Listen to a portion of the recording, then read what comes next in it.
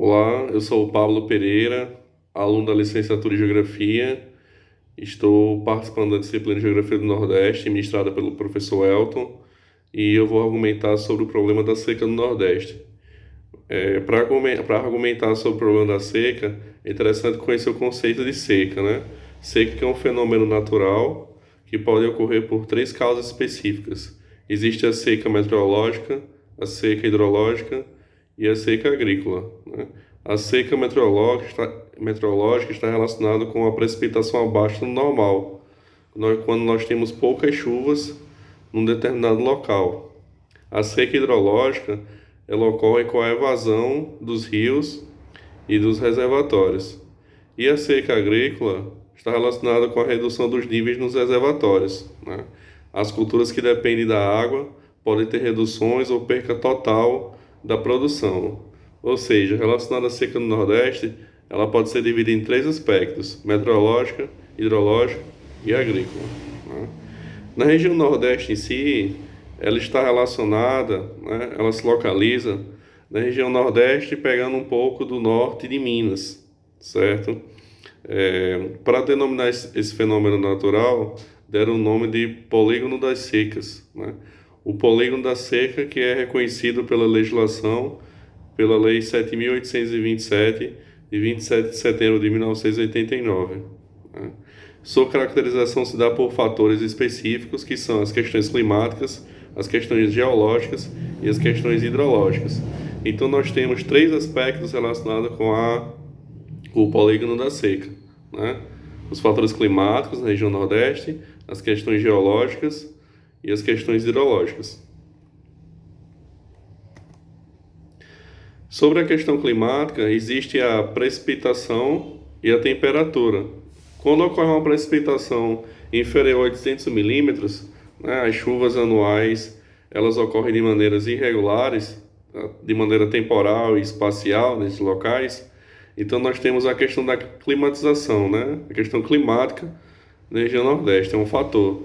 E a temperatura, nós temos valores elevados, altas taxas de evaporação, forte incidência de raios solares. Então, assim, na questão climática, nós podemos abordar esses dois aspectos relacionados à questão, esses aspectos físicos do fenômeno da seca, tá? Sobre a questão geológica, a predominância de estruturas cristalinas com rochas pouco permeáveis influenciam também na questão da seca, né? Nós temos solos com excesso de salinidade, pouca profundidade. Então vocês podem perceber que na questão geológica, o tipo de rocha ela influencia diretamente na no problema da seca do Nordeste. É um fator problema entre aspas, né? É importante salientar isso. Vou argumentar sobre isso mais lá na frente, certo? Então as rochas cristalinas e a pouca permeabilidade, a questão da salinidade também do solo influencia muito nessa questão da região Nordeste e do norte de Minas Gerais. A questão hidrológica, os rios são intermitentes, índices pluviométricos baixos e a distribuição de água é irregular, e nós temos a evaporação elevada. Ou seja, nessa região onde ocorre a questão da seca, existem essas características hidrológicas na região Nordeste, certo? É importante vocês ficarem cientes disso. Falando um pouco sobre o Rio Grande do Norte, dando ênfase ao Rio Grande do Norte, o Rio Grande do Norte tem 14 bacias hidrográficas, né, de acordo com a ANA, Agência Nacional de Água, e com alguns afluentes adicionais, porém intermitentes, né? É interessante argumentar sobre três grandes grupos que faz parte que são a bacia Apodi-Mossoró, Piranhas-Açu e as bacias litorâneas, né? A bacia Apodi-Mossoró ela corresponde a 58% da água superficial hídrica do nosso estado, do estado do Rio Grande do Norte. As relações sociais com o fenômeno é muito interessante ficar ciente em relação a isso. O Rio Grande do Norte há dois grandes grupos que participam ativamente nesse processo da questão da seca, né? Nós temos duas estruturas: os atores que vivem da agricultura de subsistência, né, que tem pouco poder aquisitivo, pouco poder tecnológico, a modernização praticamente não existe. Essas pessoas que são os agricultores, as pessoas que vivem nas zonas rurais, na zona rural, né? E nós temos os grandes latifundiários, as pessoas de famílias tradicionais, que têm grande extensão de terra, são dois atores que participam ativamente dessa questão da seca, né? Um consegue se sobressair, né, que são as pessoas que têm um maior poder aquisitivo, que têm maior acesso, que têm uma facilidade maior à terra, enquanto o outro tem mais dificuldades para que possa garantir o seu sustento, a sua sobrevivência na região Nordeste. É interessante, eu vou argumentar para vocês algumas características que fazem parte desses grupos. Por exemplo, nos pequenos agricultores, os pequenos produtores, no caso, eles são pouco assistidos pelo poder público. O poder público, ele influencia, ele dá pouco apoio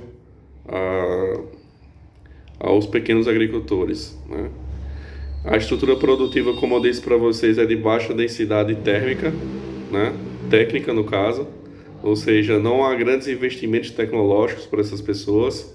Eles têm pouco acesso ao conhecimento técnico aprofundado em relação à área rural. O sistema de irrigação é rudimentar, é muito arcaico, é muito primitivo para a sua produção. A ausência da correção do solo, muitas vezes, eles não utilizam técnicas adequadas para que o solo possa ser para que o solo possa ter uma fertilidade que dure mais tempo, né? Eles têm pouco conhecimento em relação a isso.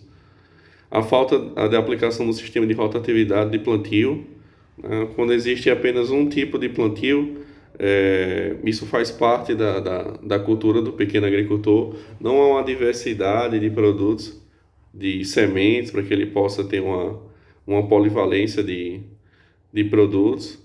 E o pequeno uso da mecanização, o pequeno uso da técnica, né? É interessante ficar ciente sobre isso. Enquanto isso, os grandes latifundiários, as pessoas que têm o maior poder aquisitivo, né, são os principais beneficiários dos recursos concedidos pelo governo para minimizar os impactos da seca.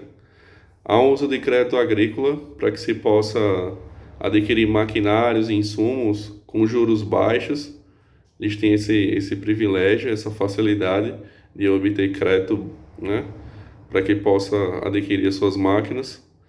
Eles possuem um forte poder econômico e um fator muito interessante em relação a isso é a sua influência política. Eles estão próximos dos políticos, o que acaba facilitando esse network, essa rede de relacionamentos essa comunicação entre os grandes agricultores e os políticos locais, né? E vamos dar continuidade relacionada à questão da problema da seca no Nordeste, né?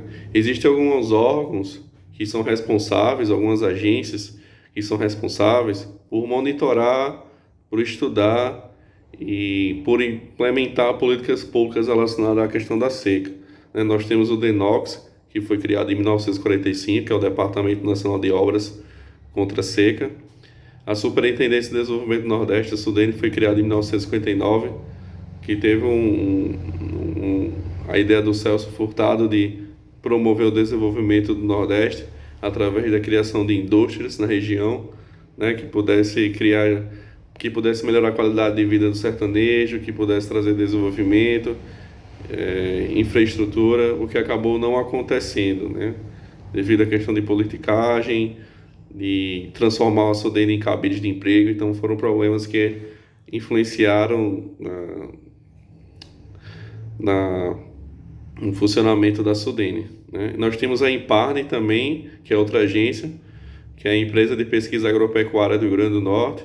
Nós temos a EMATEC, que é o Instituto de Assistência Técnica e Extensão do Rio Grande do Norte.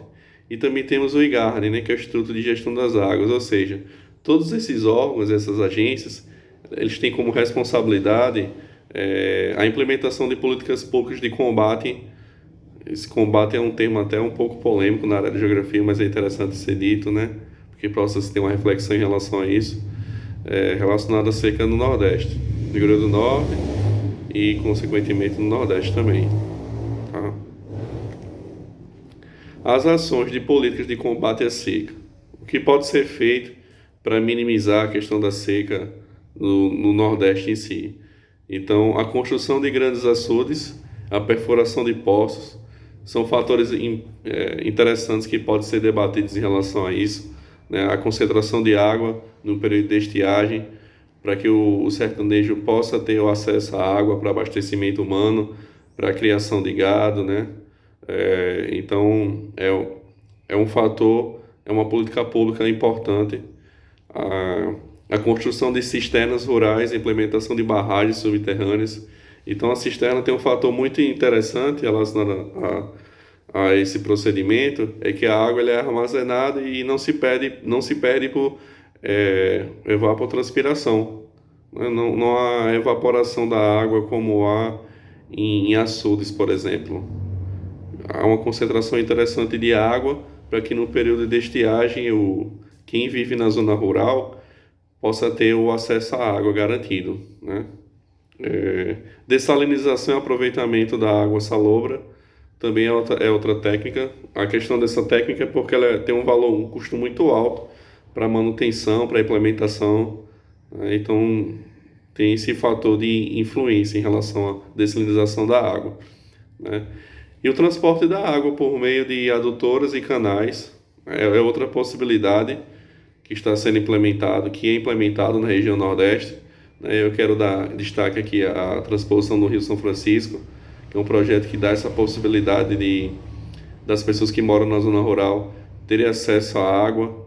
É interessante argumentar que no Rio Grande do Norte, dando ênfase no Rio Grande do Norte, que dos 167 municípios, 161 municípios, eles são considerados regiões que há problema de água, a influência desse fenômeno da seca, certo? Como eu disse para vocês, né, existe algumas implementações de políticas públicas, né, dando ênfase mais uma vez à questão dos reservatórios, das cisternas, da perfuração de poços e da dessalinização da água, né?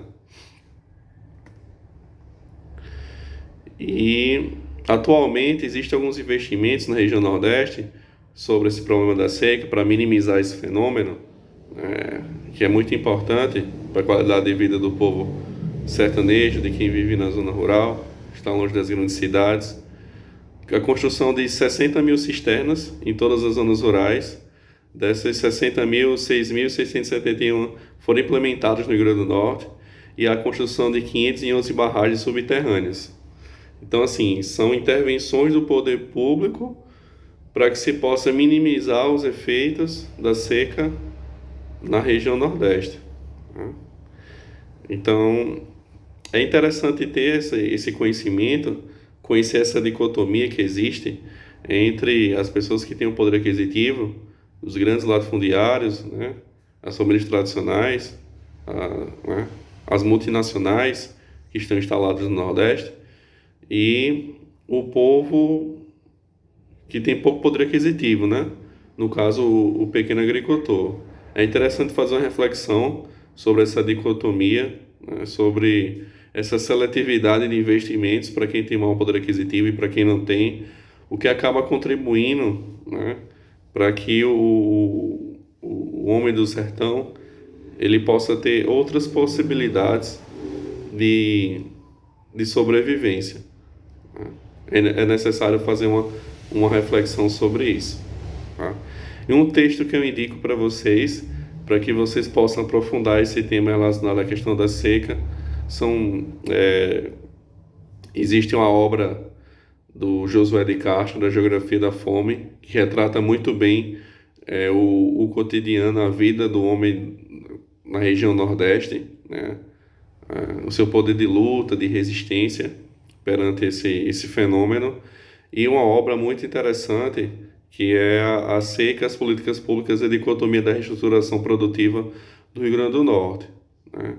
A construção do saber geográfico, que é a obra principal, que é organizada pelo professor Lacerda, pelo professor Celso Locatel e pelo Rafael Pereira. Então, assim, são estudiosos da área que eu indico que vocês busquem esses profissionais para que se possa ter um diálogo construtivo em relação ao problema da seca. Então é isso e bola para vocês, tudo de bom.